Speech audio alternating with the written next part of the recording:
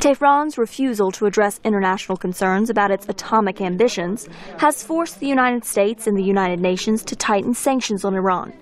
U.S. authorities are investigating the Royal Bank of Scotland and Germany's second biggest lender, Commerzbank, in an effort that has already led to large fines for others caught doing business with Iran.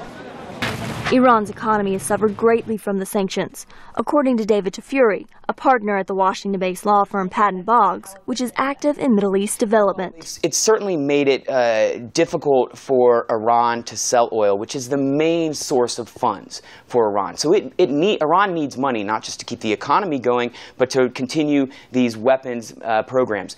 But Jamal Abdi, policy director of the National Iranian American Council, says U.S. policy toward Iran is doing more harm than good. We've gone from a policy that was supposed to be smart sanctions or targeted sanctions instead to ones that are designed to cripple the entire Iranian economy, and that this is a counterproductive approach. This hurts ordinary people, it obstructs rather than facilitates diplomacy, and at the end of the day, I think that it's going to put us on a collision course for a military confrontation with Iran. So what do ordinary Iranians think?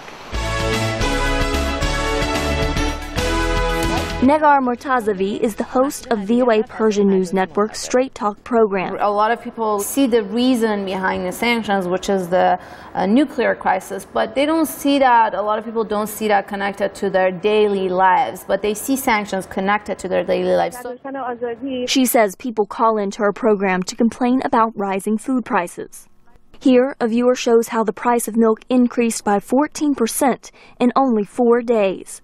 Another viewer submitted a satirical picture of a chicken teabag, mocking how chicken is so expensive that the same bird has to be used to prepare several meals.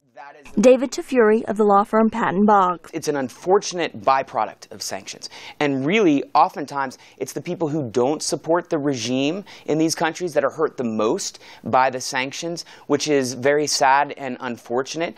But sanctions, by their nature, have to be universal and comprehensive. You can't really make exceptions. Many experts say that relying on international sanctions to dissuade Iran from pursuing nuclear weapons will be a difficult and lengthy process. I just hope that this process of building leverage, we can actually use that leverage before it reaches a breaking point.